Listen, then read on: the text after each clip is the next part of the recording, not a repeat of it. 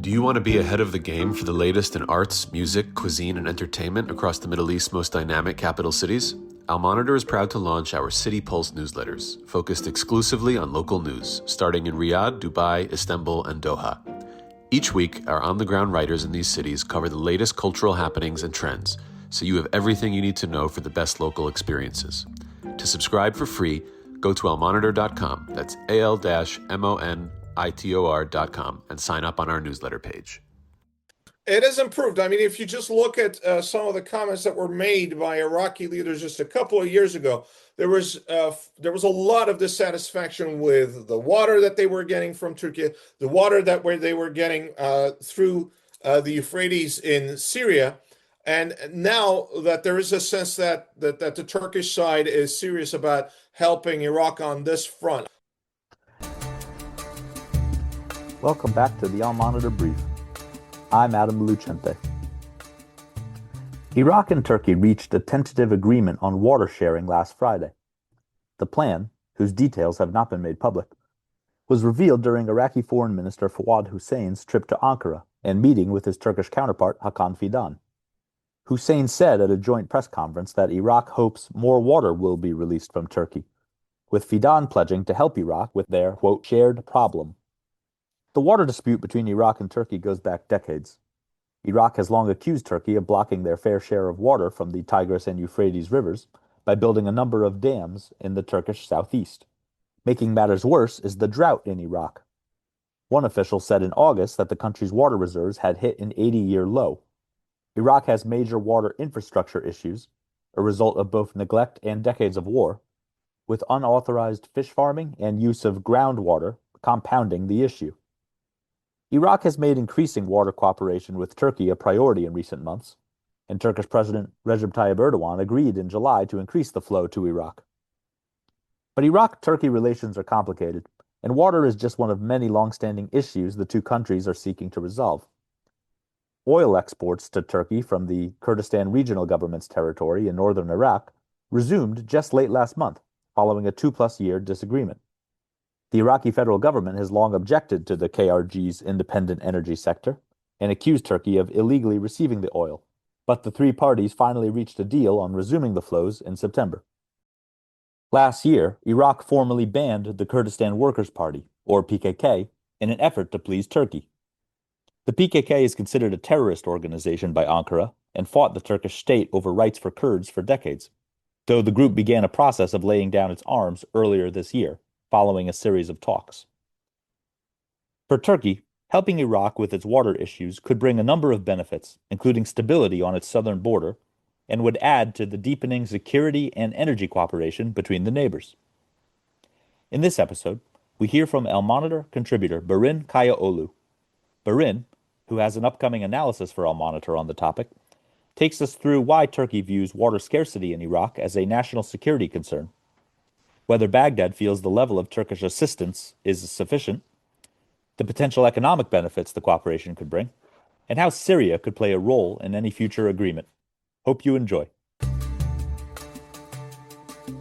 Barin, welcome back to the Al Monitor Brief. Thanks for having me, Adam. Barin, let's jump right into it. Why does Turkey want to help its neighbor Iraq with the water problems there? Well, there are a couple of things.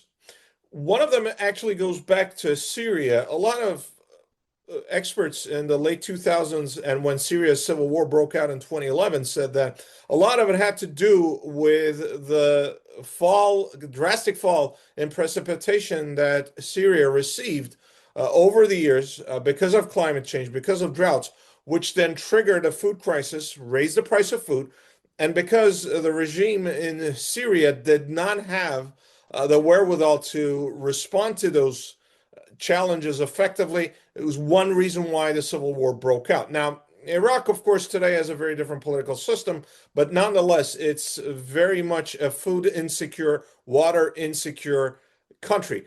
And after dealing with the Syrian civil war, and it must be said, while the civil war appeared to end in December, there have been a small level but massive flare-ups since then in the past 10 months or so. So there is a concern in Turkey that there could be a similar flare-up over water scarcity. And currently in the southern metropolis of Basra of Iraq, there are massive protests because water shortages have gotten very acute. So Turkey is trying to help out Iraq as much as possible because it's at one level not only a humanitarian or a trade concern, but really a national security concern for the Turkish side.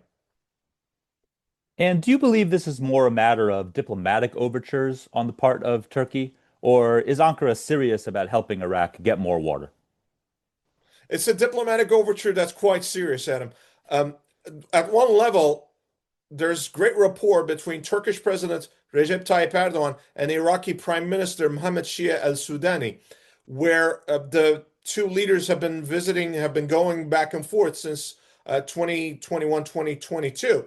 Most recently, President Erdogan visited both Baghdad and the Kurdistan Regional Government, the autonomous Kurdish north of Iraq, visiting its capital, Erbil, where he signed a bunch of deals with the Iraqi side, the most important one of which was the Water Framework Agreement. This basically stipulates over what sorts of issues Ankara and Baghdad will negotiate over water, and most importantly, in rebuilding Iraq's infrastructure, because there's a manifold of problems as far as Iraq is concerned when it comes to the issue of water.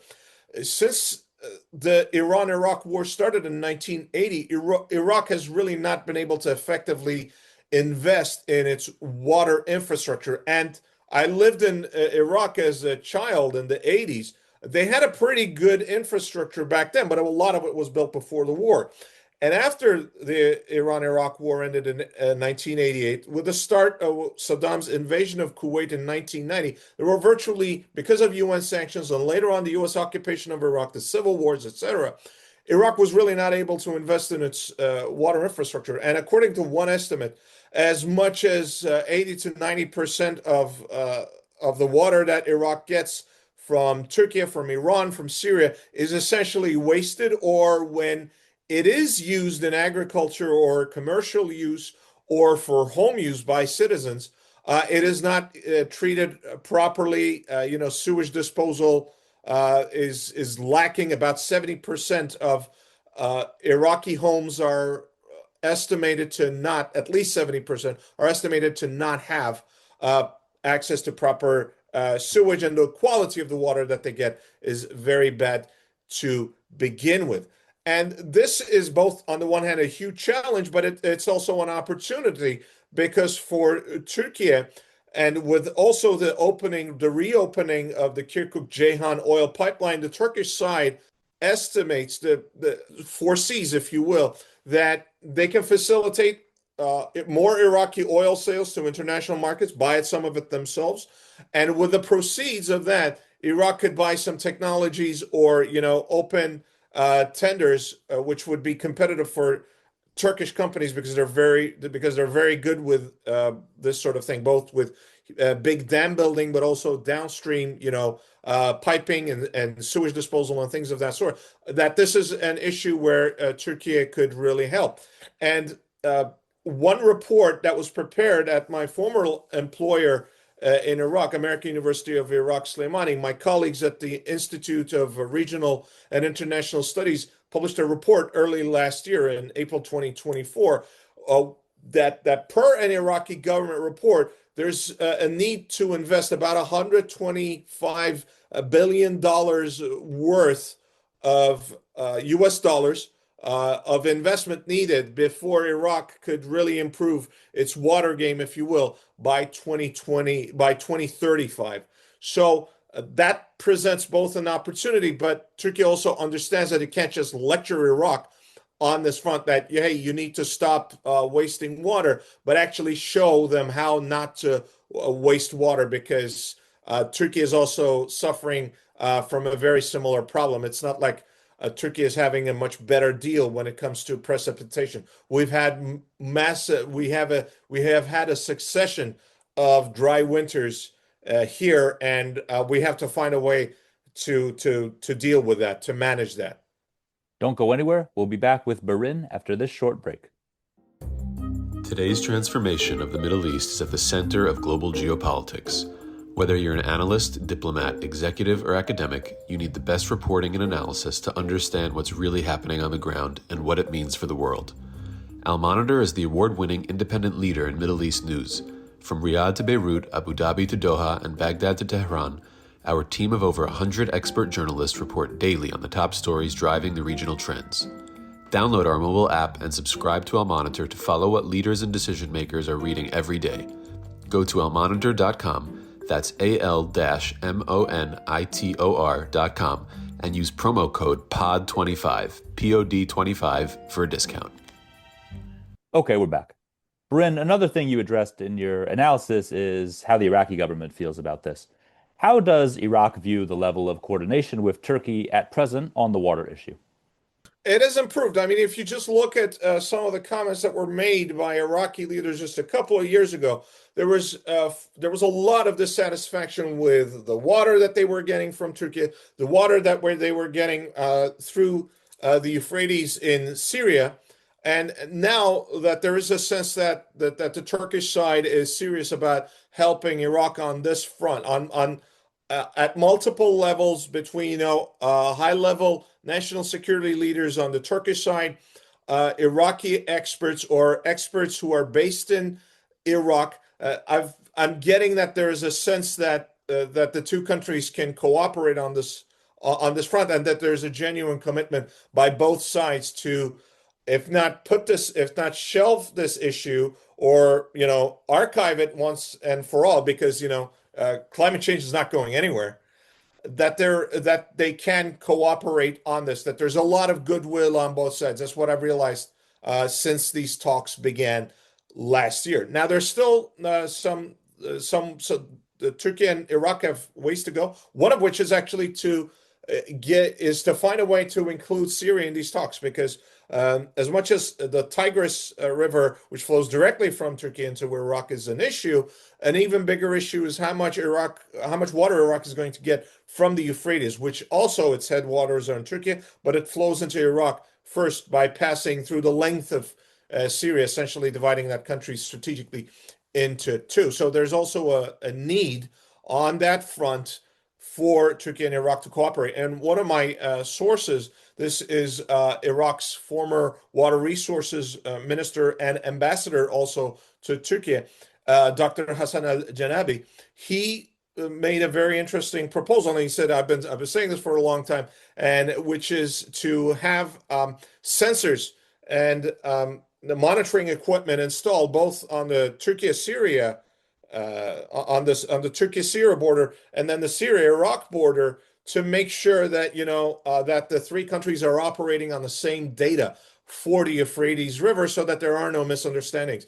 And to give you very briefly a historical context of this, I recently edited a book, the diaries of Turkey's ambassador to Iraq, His Excellency Sönmez Köksal, who served there from 1986 until 1990, and this was still an issue back then. In the fall, in the spring and summer of 1990, the Saddam's regime was constantly bickering with Ankara about this issue, along with the Assad regime in Damascus. So this really is both a historical problem, but the opportunity to at least find ways to mitigate the problem is historic. So I find a lot of merit in this issue being discussed, and the two sides looking for ways to manage it the way they are.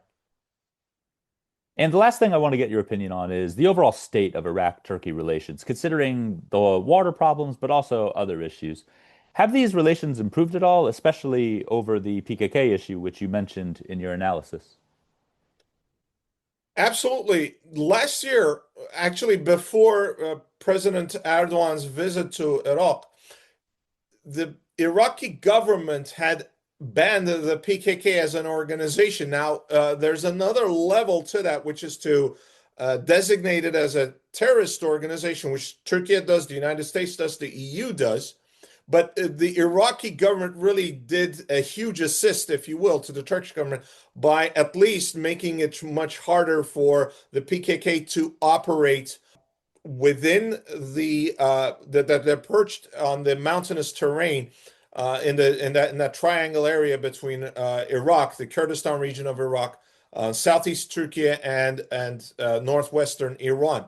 This is the Kandil mountain range in that area.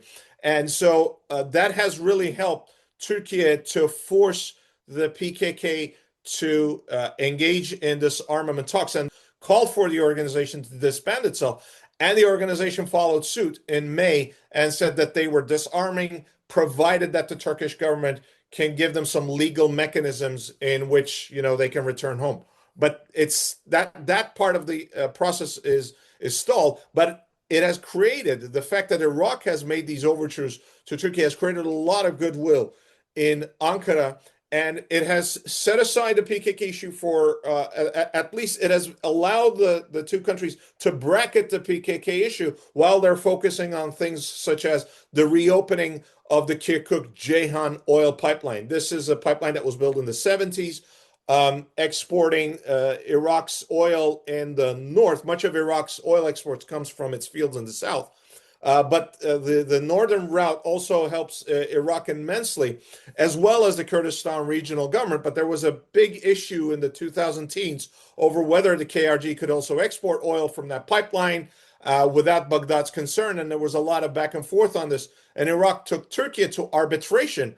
And in 2023, actually, the arbitration court, this is a private arbitration court in Paris, ruled in Iraq's favor. But then, meanwhile, Turkey also countersued Iraq for the damages that it had sustained because the pipeline was closed for almost 2 decades. It was open at various points, but it was mostly closed for almost 2 decades. And there was a huge loss on Turkey's part. So it was closed for over 2 years, and it reopened. And as I mentioned earlier, there's a sense that this could help the trade balance between the two countries on the one hand, and it could also bring in new funds for the federal government of Iraq, of KRG, to buy additional goods and services for their water infrastructure and their other needs and services. So that's one thing. Another issue is, of course, which I don't go into this article a lot, but it bears repeating, is the development road. This is mostly a brainchild of the Iraqi side. It's to connect their port facilities in Al-Qasr, near Basra, near the Persian Gulf, and through road and railroad networks, link Iraq and therefore the Persian Gulf much more directly to European markets. And it's gaining some traction, and there's a lot of support for it from both the United Arab Emirates and Qatar. And one could say that that's a miracle that, the Emiratis and Qataris are on the same side over this. That's kudos to the Turkish and Iraqi governments for that. And so there's a sense that, things are improving between Ankara and Baghdad, and also Ankara and Erbil. Barin, thanks a lot for your time and your expertise on this issue, and we look forward to your analysis and more appearances on the pod. Thank you so much, Adam. Great to see you. Great to talk to you. Thanks for listening to the Al Monitor Brief. Be sure to follow Al Monitor for more on the stories impacting the Middle East. Until next time, I'm Adam Lucente.